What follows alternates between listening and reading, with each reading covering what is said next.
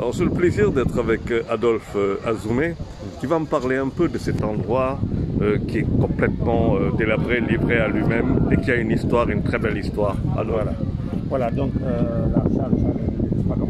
Récemment l'UNESCO a mis des plaques un peu partout pour permettre aux visiteurs quand même, sinon pas de visite guidée, d'avoir un aperçu des bâtiments.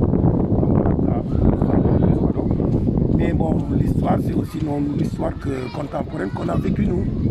Donc elle était restée délabrée après qu'elle fut transférée, l'imprimerie nationale du gouvernement, qui était le relais Espadon, fut transférée à Rufisque. Donc elle est restée là jusqu'à devenir un hôtel. C'était l'hôtel du relais de l'Espadon. Et après, au bout de quelques années, donc le gérant est parti et tout ça. L'État a cherché à trouver un repreneur. Ils n'ont pas trouvé de repreneur. Ils ont essayé de faire des travaux pour restaurer. Mais les gens qui ont gagné le marché se sont gourés. Parce que faire des travaux sur une île et dans le continent, c'est différent. Parce que sur une île, vous avez tous les aléas du climat. Quand vous faites un chantier à Dakar, vous allez prendre du béton ou du sable à Cameroun. Il vient directement devant chez vous, il lève la benne. Mais à Gorée, il faut verser à l'embarcadère, il faut mettre dans des sacs, il faut transférer sur Gorée. Et avec le climat, les pluies, les intempéries, c'est pas évident. Donc au lieu de laisser des gens qui étaient spécialistes dans ce rôle à l'époque, qui est devenu FH Sofratépé, des Sénégalais ont gagné le marché, ils se sont brûlés. Ils ne sont pas partis, ils ont commencé le travail, ils n'ont pas pu terminer. Parce qu'ils étaient loin du devis qu'il fallait. Et comme l'État souvent donne au plus facile, au plus offrant, au lieu de voir le plus efficace, donc finalement, les travaux se sont arrêtés. Et c'est resté comme ça en l'état depuis. Et depuis quand? Ça fait plus d'une vingtaine d'années que les travaux se sont arrêtés. Et donc l'État n'a pas trouvé de repreneur. Parce que c'est difficile, le bâtiment, tu le vois comme ça. Mais il est majestueux. Il est complètement délabré. C'était le palais du gouverneur. Oui, Roum. Oui. Ah, gouverneur Roum. Alors pour rappel, ce palais, il a été construit en 1864. Voilà. Il a été achevé en 1864. C'est bien ça? Voilà. Alors on va peut-être rentrer, on peut rentrer, voir un peu. On va juste se promener un peu. Et c'est vrai que récemment, une délégation française est venue avec le Premier ministre français.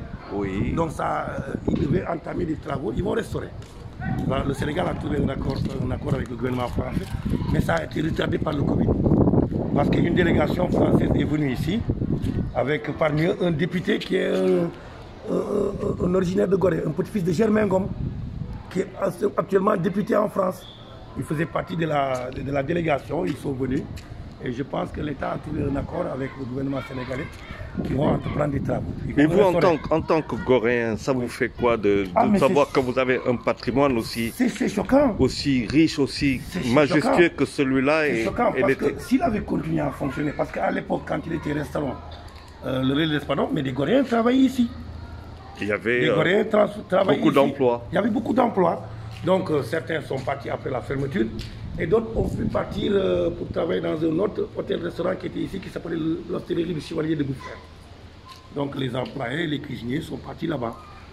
Et voilà, ils ont essayé de trouver un repreneur, quelqu'un a gagné le marché, mais c'était une petite entreprise sénégalaise, c'était des tâcherons. Mais ça, regarde ce bâtiment-là, on ne peut pas le restaurer comme ça. En fait, c'est beaucoup de milliards que l'État du Sénégal perd. Voilà. Hein? Et au fond, là-bas, c'était des chambres. Oui, tout ça, c'était vraiment un palais. C'était un palais.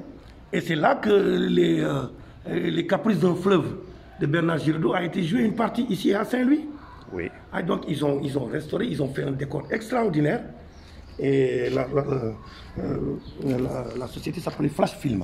Oui. Et avec Bernard Giraudot, toute une partie du film a été jouée ici. Ils ont commencé à Saint-Louis et ils ont terminé une partie ici. Voilà. Et donc c'est le fameux film de Bernard Giraudot, Les Caprices d'un fleuve. Et là aussi, quand ils ont joué le film, beaucoup de Goréens ont participé comme figurants. Et chaque fois qu'il y a des films sur Gorée, les Goréens, tout naturellement, ils se retrouvent dans le décor, dans le film. Parce que tu sais, Gorée, c'est un décor où souvent les gens viennent ici pour jouer. Unique. Et même souvent ici, il y a eu des clips. Des clips de Souleymane Faye, des clips de Daradi récemment. Oui. Et ils viennent souvent, les musiciens viennent ici jouer souvent, faire des clips. Il y a eu des clips de Souleymane Faye, de Daradji récemment, l'année dernière, et d'autres. Et tout ça fait partie du palais? Tout ça, toute une partie là. Parce que l'autre partie aussi, c'est l'ancien hôpital français. D'accord. Voilà, l'ancien hôpital de la marine française, qui est aussi encore un bâtiment complètement délabré. Et qu'on appelle le centre Noum aussi. Là, tu as la mairie. Et de ce côté. Et la fenêtre là, c'est le bureau du maire. Cette fenêtre-là? Oui, cette fenêtre, c'est le bureau du maire. Le maire Augustin Oui, Senghor. actuellement, parce que la mairie est là. Alors, c'est le seul maire du Sénégal, c'est le maire, président de fédération, avec une étoile. Avec une étoile. Alors, voilà. mais ça ne vous fait pas quelque chose que juste à côté de la commune? Oui, oui. Hein, c'est quasiment, c'est rattaché à la commune, Voilà. que là, c'est choquant ça. Des fois, il fait froid un peu, on est à l'intérieur, mais on évite d'être au bord du mur. Parce que souvent, même quand on est là, on voit des pans du mur tomber. Des pans du mur qui tombent. C'est-à-dire que quand nous sommes là à l'intérieur en train de jouer au tablier avec les copains, c'est même dangereux à la limite. C'est même dangereux pour vous. Regarde là. Hein. Là, tu as la fenêtre du maire. Parce que ça, c'est le bureau du maire. La fenêtre grise là. Ça, c'est la mairie. C'est incroyable. Actuellement, c'est encore dangereux parce que avec l'érosion maritime dont on parle, il y a toute une partie qui est en train de s'effondrer parce que l'eau creuse. Donc là, chaque fois qu'il y a la houle en hivernage où la mer est houleuse, et il y a l'érosion. Et là, on va voir là, c'est en train d'être creusé et de tomber. Et c'est quoi ça, on a mis ces trucs-là pour interdire aux gens de s'approcher de Coran. Et qu'est-ce qu'ils font ces tables? C'est des menuisiers, des gens qui logent un peu partout. C'est le squat quoi. C'est du délabré là. Il y en a qui élèvent des moutons, des menuisiers qui ont et derrière là-bas, la maison avec les tuiles. Voilà, c'est l'ancien hôpital de la marine française. Les tuiles là-bas en Oui, c'est un autre bâtiment comme celui-là, qui est squatté par des Goréens et tout ça, par des Goréens qui sont depuis des générations. Hein. Parce que depuis que les Français ont quitté Gorée, les populations ont occupé les bâtiments. Mais bon, les bâtiments, tôt ou tard, il va falloir faire quelque chose. L'État a eu des projets, mais ce n'est jamais eu loin. Il y a eu souvent des prémices de projets. Quoi. Mais ici, il y avait des canons, non? Où est-ce qu'ils sont? De l'autre côté. Au Castel en haut, et du côté du fort d'Estre, du côté de la prison. D'accord. Tu as vu là? Regarde le pan du mur qui est tombé. Et par là aussi. C'est la mer qui est en train de creuser. Et ici, c'est en bas là, c'est le mur, c'est le pont qui est tombé. Oui, oui. Par là aussi. Regarde là aussi.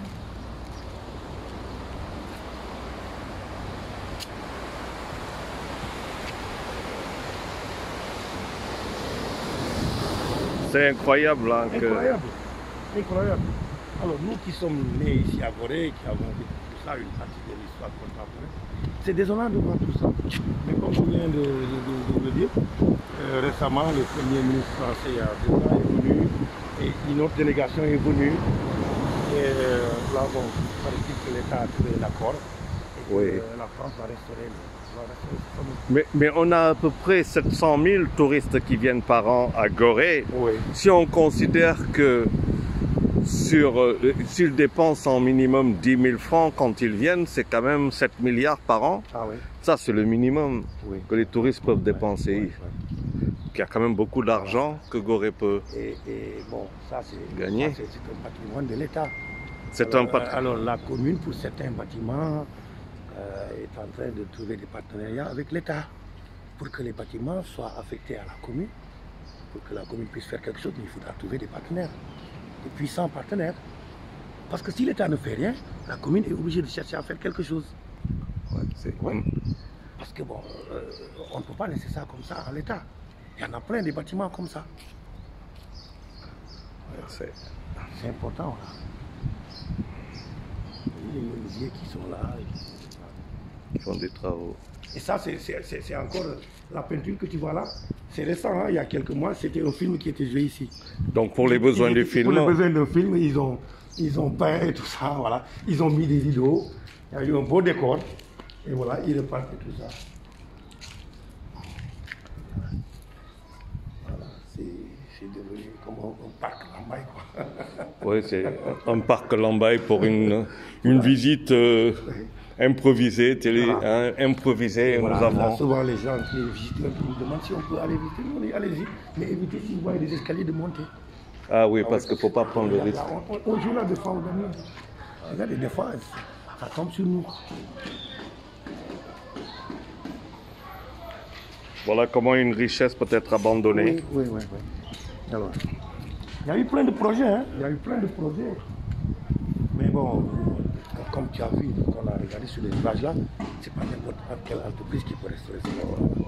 C'est pour ça quand une entreprise sénégalaise a gagné le marché HRC, ils ne sont pas allés loin. Bah, il faut être spécialiste. D'abord, il faut être comme quelque chose comme Eiffage. Ils ont leur propre bateau, ils s'acheminent le matériel par leur propre bateau, le personnel par leur propre bateau, parce qu'ils ont restauré une partie de Gorée. Nous, on a travaillé comme manœuvre à cette époque-là, en 1981, avec l'UNESCO. Eiffage a restauré une partie de Gorée, et c'est nous qui avons fait les pavages sur partout presque à l'époque. Et la commune maintenant a entrepris de refaire des pavages et tout ça. Et il devait y avoir une deuxième tranche, parce que quand l'UNESCO a financé avec l'État pour restaurer Gorée par l'entreprise de Fougerolles, une première partie s'est terminée et on nous avait dit qu'il y aurait encore un financement pour une deuxième partie. Il n'a jamais eu. jamais il y a eu de deuxième partie. Maintenant c'est la commune qui est en train de faire du travail. C'est bien parce que les jeunes de Gorée, les gosses, maintenant ils circulent partout un peu avec leur vélo et tout ça, quoi.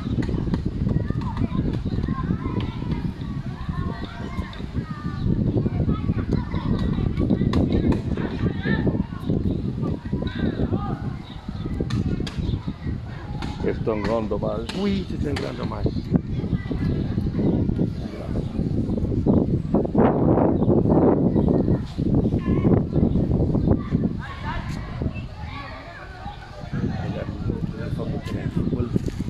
Les jeunes jouent, tout ça. Et récemment, on était là, juste après le match, on prend du mur là et tombé. C'est les gosses qui ont dégagé pour qu'on dégage. Mais quel danger. Donc ça veut dire personnel. Quel personnel là. Là, la porte est tombée il y a quelques jours. Et c'est le gardien là qui est assis, qui a gardé du ciment pour remettre la porte tout ça, pour essayer de sécuriser au plan. Le ministre du Tourisme, il est déjà venu ici? Oui, il est venu à plusieurs reprises. Il est venu ici il n'y a pas longtemps. Le ministre du Tourisme est venu pendant la Covid. C'était pour voir un peu les établissements, comment ils se débrouillaient avec la Covid et tout ça. Voilà. Il y a eu une délégation du ministère du Tourisme une fois avec le ministre, une autre fois avec des techniciens du tourisme qui étaient venus voir le terrain et tout, parce que bon, c'est essentiellement presque le tourisme. Les restaurants, les marchés, tout ça. Est-ce que vous n'avez pas l'impression que Gorée est loin de vivre la belle vie touristique qu'elle devrait avoir? Oui, bien entendu, très loin, très loin. La preuve, quand il y a eu le Covid et que l'activité touristique s'est arrêtée, mais Gorée s'est arrêté de vivre. Pendant 2 ans, ça a été très difficile. Pendant 2 ans. Pendant 2 ans.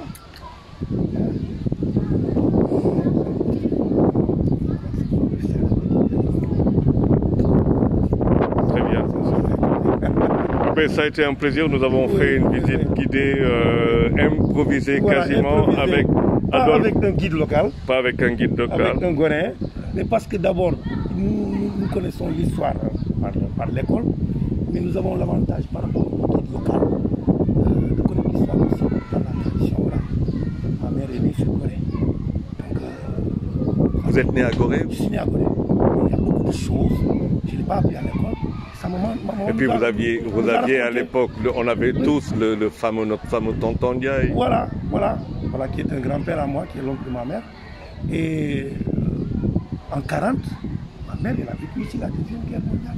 Elle nous a raconté. Le bombardement, donc oui, le bombardement de Dakar, elle l'a vécu. Elle a tout vécu. Elle nous a raconté comment ça s'est passé. Quand les forces françaises libres avec le général de Gaulle ont voulu récupérer celles qui étaient basées au Cap-Vert, en Côte d'Ivoire et tout ça. ils ont refusé de rallier et qu'il y a eu un échange de tirs, ils ont vécu avec ça. Oui, peu de Sénégalais savent que durant la Deuxième Guerre mondiale, Dakar a été bombardé. Bombardé, oui. Oui, voilà. Dakar a été bombardé. Parce que quand De Gaulle a fait son fameux appel du 18 juin, il a demandé à toutes les forces françaises qui suivaient un peu partout en Afrique de rallier. Mais vu qu'un peu partout à l'époque, c'était le général Pétain, le marshal Pétain qui commandait les troupes françaises. Et il y avait les pétainistes, Absolument. Voilà, il y a l'histoire. C'est pourquoi Pétain, à une époque, a été jugé comme traître. C'est vrai. Mais c'est un questionnement dans l'histoire. Est-ce qu'il était traître ou est-ce qu'il a capitulé parce qu'il n'avait pas pu faire autrement. Il ne voulait pas que Paris soit détruit. Il voulait éviter des millions de morts, des milliers de morts. C'est ce qu'on dit. Voilà. Ouais, et De Gaulle a fait son fameux appel du 18 juin à la BBC. Mais quand ils sont venus à Dakar, et c'était les gens de Pétain, et ils ont refusé de rallier. Et il y a eu des échanges de tirs au large de Dakar. Ils ont été combattus. Et ma maman a vécu ça. Parce qu'on les a mis, la marine française a envoyé des chaloupes. Et on les a tous jetés dans les chaloupes pour les amener vers la gare. Et on a mis, les gens sont partis vers l'intérieur du pays pour éviter le bombardement de Dakar. Donc les trains sont partis à l'intérieur du pays. Et c'est après qu'on les a ramenés. Tout ça, ça c'est la tradition. Et c'est cette histoire aujourd'hui que l'on voit par des bâtiments majestueux qui auraient pu en tout cas servir à notre tourisme et attirer peut-être beaucoup plus de touristes, surtout français et peut-être de la diaspora, des Guadeloupe, la Martinique, parce qu'il y a toujours le homecoming dont on parle souvent, le homecoming qui peut passer par Gorée, homecoming par Gorée. Et même dans le festival de Gorée Diaspora, souvent il y a des Martiniquais qui viennent, comme des groupes de musique dans Canal et tout ça. C'est un peu tout ça. Et maintenant, depuis quelques années, même que le festival n'a pas eu lieu depuis 2 ans avec le Covid, ils viennent, ils sont intégrés dans les familles et ils causent avec les gens et tout ça. Ils intègrent les familles, nous on a beaucoup d'amis, on se parle tout le temps et tout ça. Il y a eu des grandes relations. Eh bien écoutez, Adolphe Azoumé, on vous remercie en tout cas pour cette générosité. C'est un plaisir pour moi, parce que j'ai pu transmettre une partie de ce que ma mère, mon père est originaire du Bénin, mais de ce que ma mère m'a transmis. Voilà. Je l'ai beaucoup écouté, ce que j'ai appris à l'école. Ma documentation personnelle, parce qu'aujourd'hui les jeunes, ils ont l'avantage avec Google. Une histoire de l'espadon, tu rentres dans Google Chat. Merci beaucoup. Oui, Charles. Merci beaucoup. Voilà, merci.